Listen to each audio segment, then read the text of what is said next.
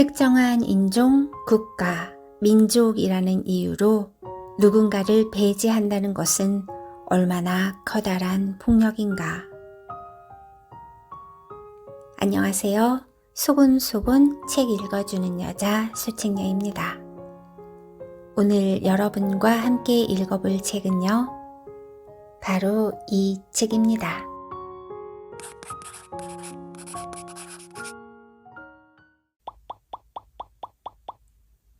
오리엔탈리즘이란 무엇인가? 동양이란 무엇이고 어느 지역을 지칭하는 말일까? 오리엔트가 동쪽이라는 의미를 지녔다는 점에서 동양을 유럽 대륙과 연결된 아시아 대륙에 국한하여 생각하는 이들이 많다. 때문에 동양이라고 하면 동아시아, 중앙아시아, 동남아시아, 그리고 중동 지역을 주로 떠올린다. 하지만 동양이 단순하게 서양의 동쪽에 있는 아시아 지역만을 지칭하는 것은 아니다. 과거의 세상을 나누는 개념은 유럽인 서양과 서양 이외의 세계였다. 그런 점에서 동양의 범주는 훨씬 더 크다. 아시아와 중동 지역만을 동양이라고 부르는 것은 뭔가 이상하다. 그렇다면 아시아권 이외의 지역은 과연 무엇이라 불러야 하는가? 이에 대해 이아나가 노부미는 동양이 반드시 유럽의 동쪽에 있는 것은 아니라고 말한다. 그는 동양이라는 명칭은 단지 서양의 반대 개념일 뿐이라고 지적하며 동양의 범주는 훨씬 더 광범위하다는 점을 밝힌다. 당시 서양인들이 인식하는 세계는 서양과 서양 이외의 지역이었고 서양 이외의 지역을 한데 묶어 서양에 대비되는 동양으로 불렀을 뿐이다. 오리엔탈리즘의 어원은 오리엔트, 오리엔트이다. 오늘날 동양을 의미하는 오리엔트는 라틴어의 오리엔스, 오리엔스에서 온 말이다. 오리엔스는 동력, 동쪽, 동방, 동양, 아침, 해 등을 뜻한다. 오리엔탈리즘은 원래 동양의 정신문화를 의미하는데 동양의 사상과 예술 등을 연구하는 것을 뜻하기도 한다. 오리엔트와 대응하는 단어는 옥시덴트이며 서양, 서유럽, 서방이라는 뜻을 가지고 있다. 유럽인들은 서쪽에 있는 유럽을 세계의 중심으로 생각했고 동양은 서양 밖의 변방이라 여겼다. 즉 서양과 동양이라는 명칭은 서양 중심적인 사고이자 차별적 의식이 표면화된 결과라고 볼 수 있다. 오리엔탈리즘과 대응되는 개념인 옥시덴탈리즘은 원래 서양의 정신문화와 그것에 관한 연구를 지칭하는 말이었다. 그러나 오늘날 오리엔탈리즘이 동양에 대한 편견과 혐오를 의미하는 부정적 용어로 쓰이는 것처럼 옥시덴탈리즘 역시 서양에 대한 편견과 혐오를 드러내는 말로 쓰인다. 중동이란 명칭은 미국의 해군 제독 엘프리드 머헨이 페르시아만과 국제관계라는 글에서 처음 사용했는데 이것은 유럽의 입장에서 아라비아와 인도 사이 중간에 위치한 동양이라는 의미다. 유럽과 가까운 아시아 서쪽 지역은 유럽과 가까운 동양이라는 의미에서 근동이라고 불렸다. 오늘날의 동아시아 역시 유럽에서 가장 먼 동쪽 끝이라는 의미인 극동이라고 지칭했다. 과거의 동양이 아시아 대륙에 국한된 오늘날의 범주와 달랐다는 점은 아랍만 보더라도 알 수 있다.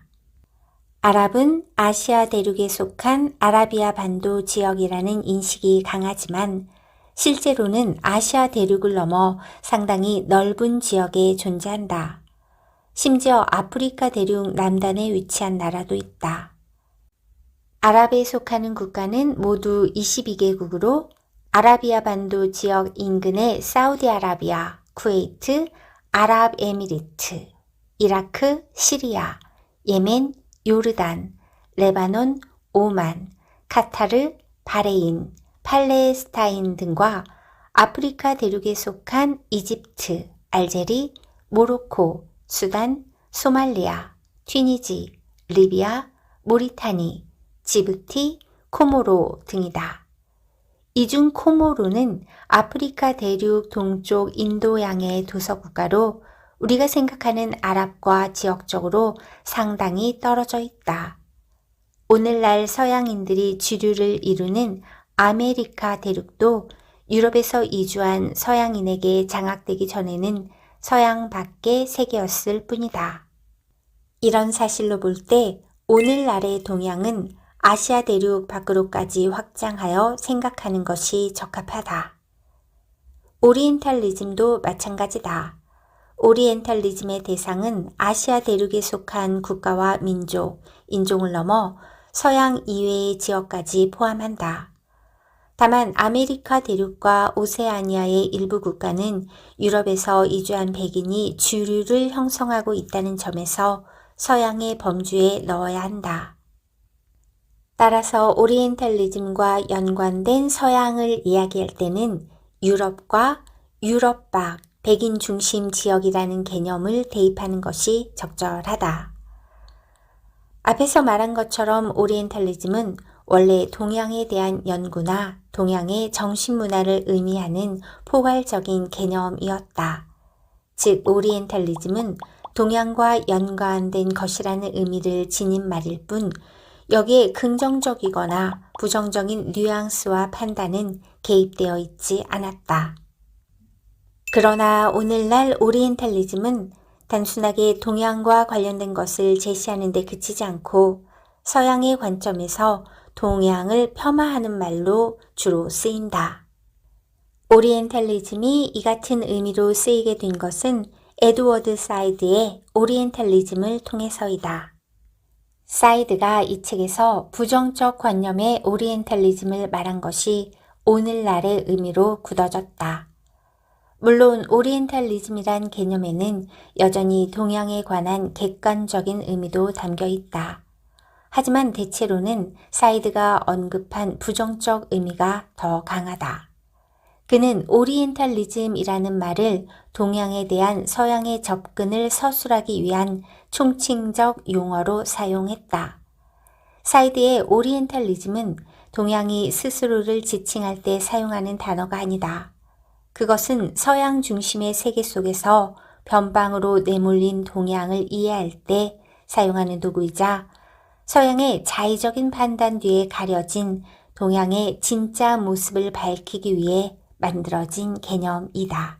사이드는 19세기 이후 서양인들이 지니고 있던 동양 인식의 바탕을 두고 근대 이후 열등한 존재로 전락한 동양을 우리 앞에 펼쳐 보였다. 또한 서양의 우월적 태도를 낱낱이 밝힘으로써 기울어진 인식의 문제점을 지적하였다. 오리엔탈리즘의 실체를 파악함으로써 우리는 동양을 호기심과 환상, 신비의 세계 등으로 바라보는 것이 긍정적 시선이 아니라는 것을 분명하게 깨달을 수 있다. 스스로를 우월적 위치에 둔 서양인에게 동양은 그저 흥미로운 존재이자 호기심의 대상일 뿐이었다. 부정적 인식으로서의 이즘, ISM, 이즘이 덧입혀진 오리엔탈리즘은 그 부정성으로 인해 오히려 세계의 실체에 다가선다. 그것은 단순히 세상에 동양에 대한 편견과 혐오가 존재하고 있다는 사실을 전달하는데 그치지 않는다. 오리엔탈리즘을 정확하게 이해한다는 것은 나를 둘러싼 세계의 거짓된 망령들을 비로소 볼 수 있다는 것을 의미한다. 물론 오리엔탈리즘의 폭력적 시선을 옥시덴탈리즘과 같은 서양 왜곡이나 혐오로 되갚아 주자는 말은 아니다. 오리엔탈리즘의 진실을 아는 것은 세계를 올바르게 보기 위함이지 서양을 타자로 만들어 세계의 변방으로 몰아내기 위함이 아니기 때문이다.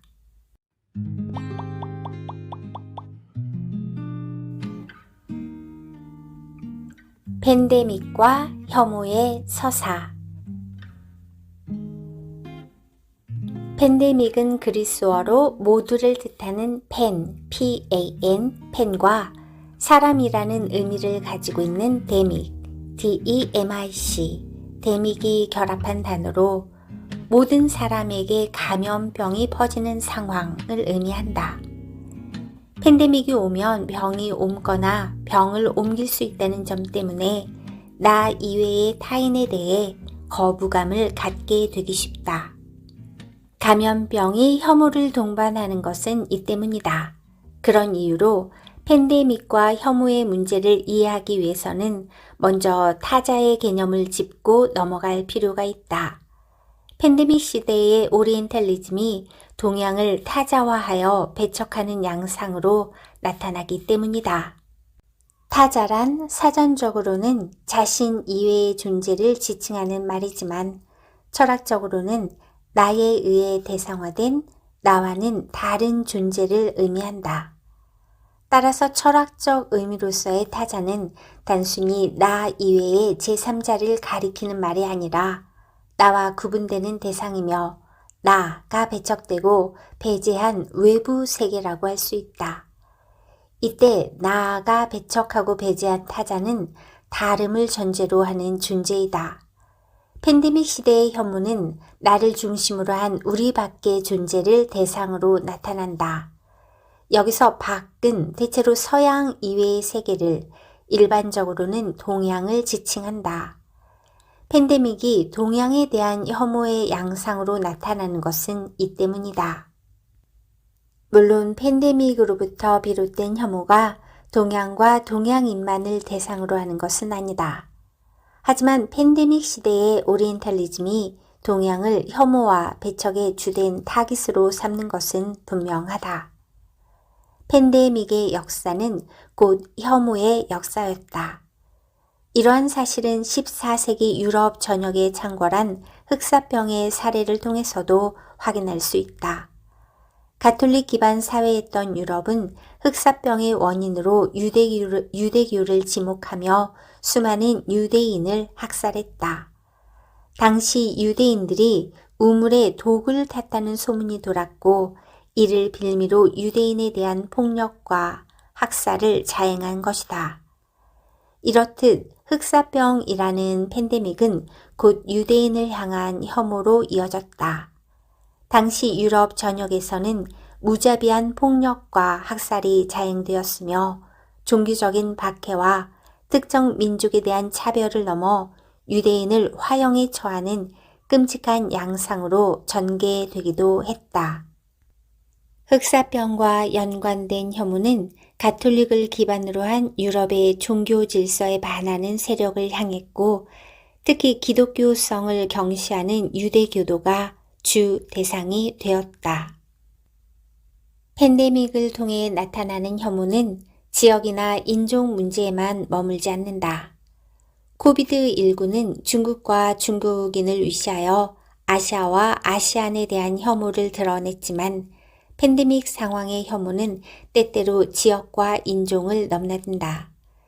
즉 코비드19처럼 서양 이외의 지역과 인종을 향하기도 하고 계급, 젠더, 그리고 때로는 성적 지향성 등의 배경을 공유하는 특정 집단 등에 나타나기도 한다.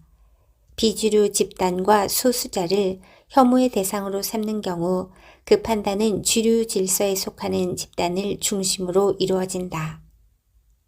전염병을 둘러싼 식민지 시대의 사회 인식은 전염병 오리엔탈리즘이라고 태제화되기도 했다. 오늘날의 팬데믹 또한 마찬가지다. 물론 팬데믹으로 인한 혐오가 조직 내부를 향할 때도 있다. 그러나 그런 경우 전염병 오리엔탈리즘처럼 특정 대상의 전 존재를 부정하고 혐오하는 양상으로까지 확대되는 일은 드물다. 팬데믹은 지금까지 여러 차례 발생한 바 있다. 앞서 언급한 10세기에 발생하여 유럽 인구의 상당수가 사망한 흑사병이 있으며 전 세계적으로 5천만 명 이상의 사망자가 발생한 1918년의 스페인 독감도 있다. 이외에도 무수히 많은 감염병이 오랜 세월 인류를 위협해왔다.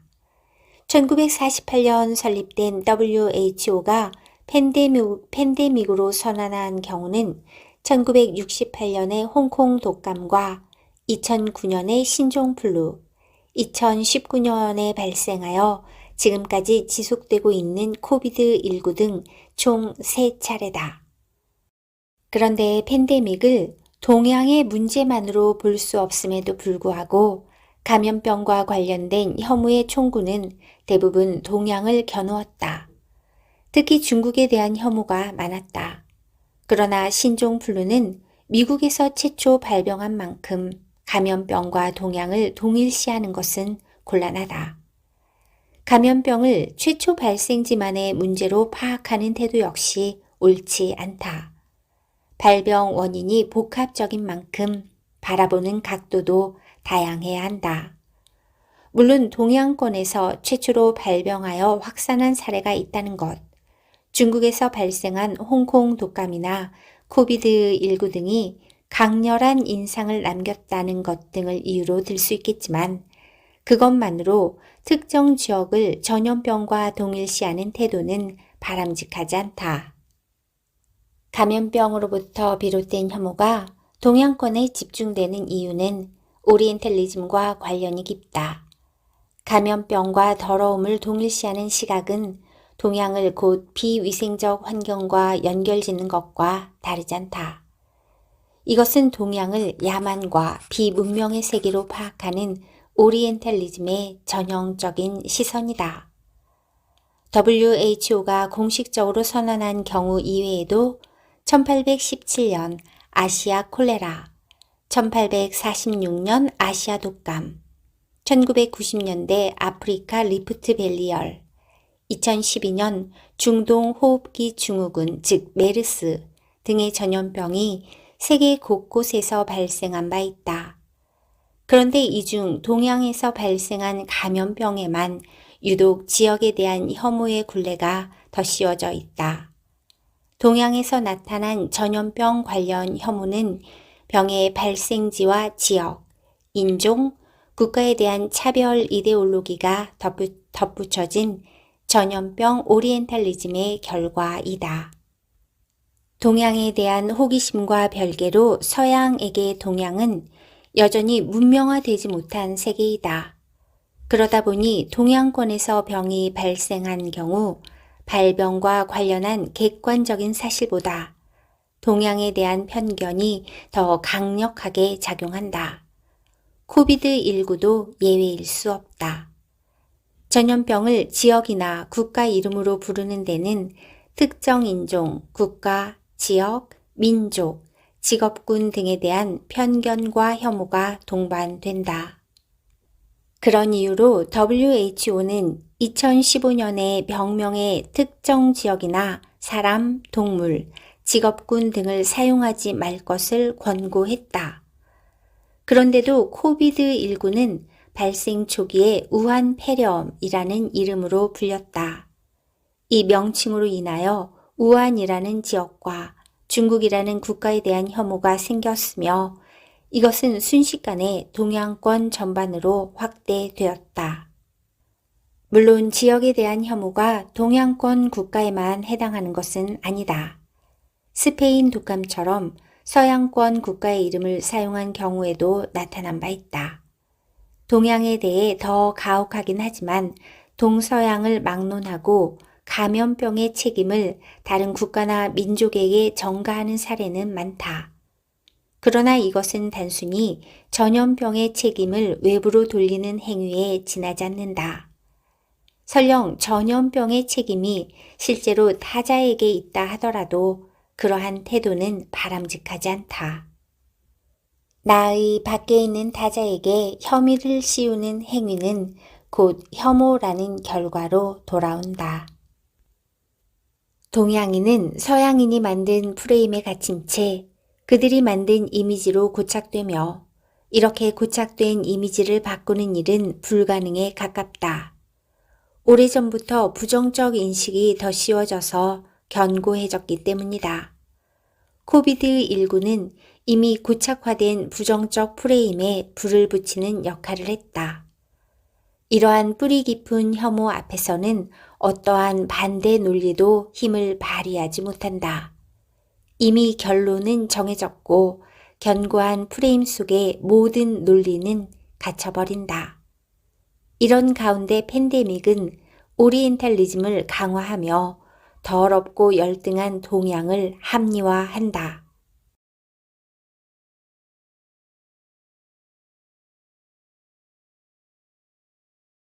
비극적 타자화에 담긴 오만과 편견. 서양의 입장에서 타자화된 동양은 서양 중심의 세계사로부터 추방된 존재였다. 오랜 세월 인류의 세계사는 유럽을 중심으로 쓰였으며 유럽의 역사만이 보편타당한 서사로 받아들여졌다. 인류의 기원이 유럽이나 백인이 아님에도 자신들만이 세계의 중심이라는 그들의 주장 또한 아무런 근거가 없음에도 오랫동안 세계사의 주인공은 유럽에 사는 백인이었다. 아시아와 아프리카는 그저 호기심의 대상일 뿐이었고 아직까지 서양인에게 발견되지 않았던 아메리카와 오세아니아는 그들의 입장에서 존재하지 않는 지역이었다. 오늘날의 세계사도 크게 다르지 않다.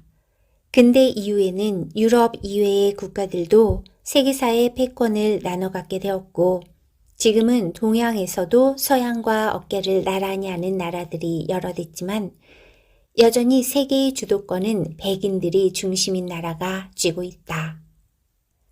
동양은 서양에 의해 발견된 이후에 세계사의 전면에 등장했다. 물론 이는 전적으로 서양의 시각에서 그렇다는 뜻이다. 이상하지 않은가? 서양이 동양을 발견하기 전에 이미 동양이 그리고 동양의 역사가 존재했으며 동양의 세력이 서양에 영향을 미칠 정도로 확장되었던 시기도 있었는데 말이다. 역사는 패권을 장악한 세력의 입장을 대변하여 쓰여지기 마련이다. 따라서 세계사의 주도권을 쥔 서양을 중심으로 역사가 기록된 것은 자연스러운 일이다. 이런 상황 속에서 동양은 역사의 변방으로 내몰린 채 비주체적인 존재가 되고 말았으며 독립적인 존재가 아니라 발견의 대상으로 전락한 순간 동양의 역사와 문화는 신기한 풍습에 머물게 되었다. 발견이라는 말에는 이처럼 우리가 생각하는 것 이상의 많은 의미가 담겨 있다. 어떤 대상을 발견한 존재는 능동적이고 주체적인 위치에 서게 되고 발견의 대상이 된 존재는 타자요, 비주류가 되고 만다. 심지어 그것은 주종 관계를 실체화하기도 한다. 이런 흐름 속에서 서양에 의해 발견된 동양은 착취와 정복의 대상이 되어버렸다. 서양인들은 아메리카와 오세아니아를 신대륙으로 지칭했다. 이 말에는 아메리카 원주민과 그들의 문화를 배제한 유럽 중심적 사고가 노골적으로 드러나 있다. 물론 아시아나 아프리카 대륙과 달리 아메리카 대륙이 유럽인들에게 전혀 알려진 바가 없기도 했겠지만 이는 유럽 중심 사고가 아니라면 결코 나올 수 없는 표현이다. 그들은 자신들을 서양으로 상정하고 그것과 대비된 표현인 동양을 사용한 것처럼 아메리카 대륙을 기존 대륙인 유럽의 대척점에 놓고 신대륙이라는 명칭을 부여했다. 유럽인들의 이런 오만한 태도는 자연을 대하는 근대 인류의 모습과도 맞닿아 있다. 인류가 근대 세계로 진입하며 자연을 버린 이유도 신대륙을 발견했을 때와 같은 절대적인 우월감 때문이었다. 서양인들은 오직 자신들만 문명화된 존재이며 이성적 사고를 하는 유일한 주체라고 여겼다. 오늘날 동양에 대한 서양인의 관점은 바로 거기에서 출발한다. 그런 면에서 팬데믹으로 비롯된 동양 혐오는 어쩌면 전혀 이상한 것이 아니다. 서양이 자신들과 같지 않은 주체가 아닌 세계를 비하하고 혐오하는 것은 간단한 일이기도 하다. 그들에게 동양은 애초부터 타자였기 때문에 혐오 프레임을 씌우는 것 또한 자연스럽다. 코비드19의 발생지로 지목된 중국을 비롯하여 아시아 전체를 타자화하며 자신들과 다른 존재임을 확인하고 싶은 그들의 욕망이 오늘날 너무나 분명하게 드러난다. 이렇듯 오리엔탈리즘은 틈만 보이면 언제 어느 곳에서나 모습을 드러내려 하고, 이런 상황 속에서 팬데믹은 오리엔탈리즘을 강화하는 좋은 먹잇감이 된다.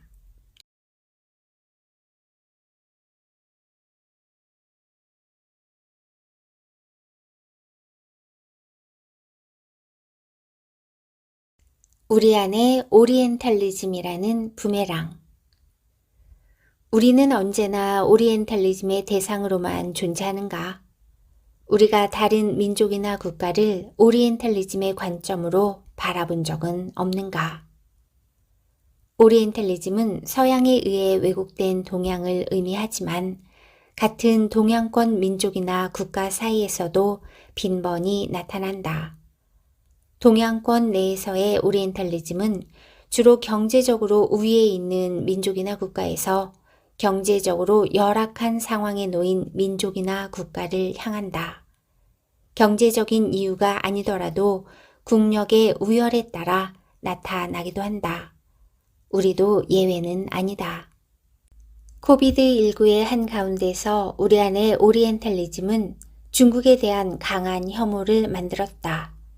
우리는 코비드19로 인한 차별과 혐오를 경험하면서도 그것을 그대로 중국인들에게 쏟아내고 있다.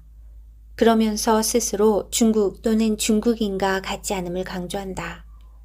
그러나 이런 식의 혐오와 배타는 결코 바람직한 태도가 아니다.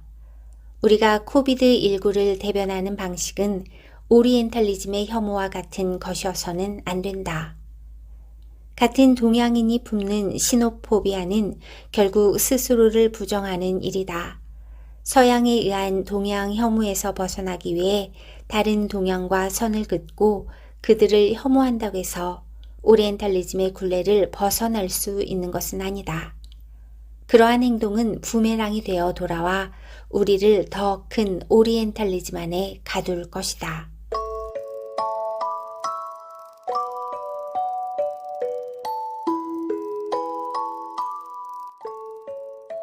지금까지 조동범님의 팬데믹과 오리엔탈리즘을 함께 읽어봤는데요.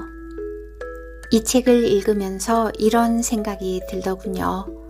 혹시 내가 오리엔탈리즘의 가해자는 아니었는지 이런 고민도 하게 되었습니다. 노래 한 곡 띄우고 여기서 마무리할게요. 여러분, 우리 다음에 또 만나요.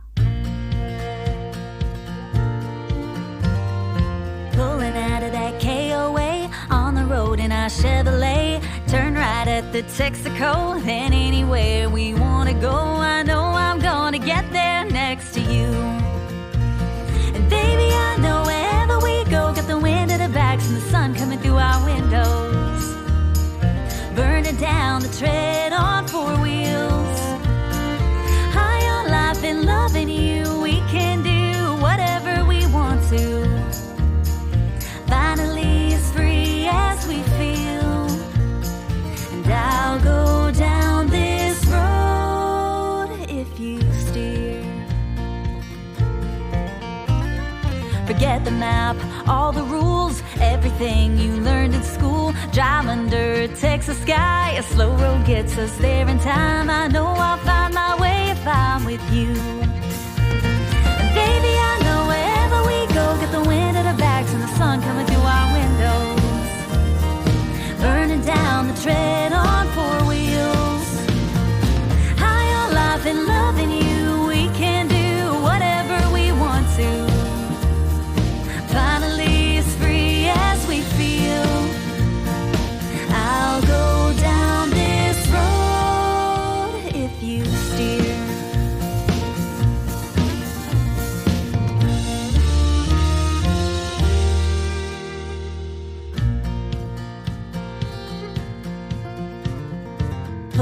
out of that KOA, on the road in our Chevrolet. Turn right at the Texaco, then anywhere we wanna go. I know I'm gonna get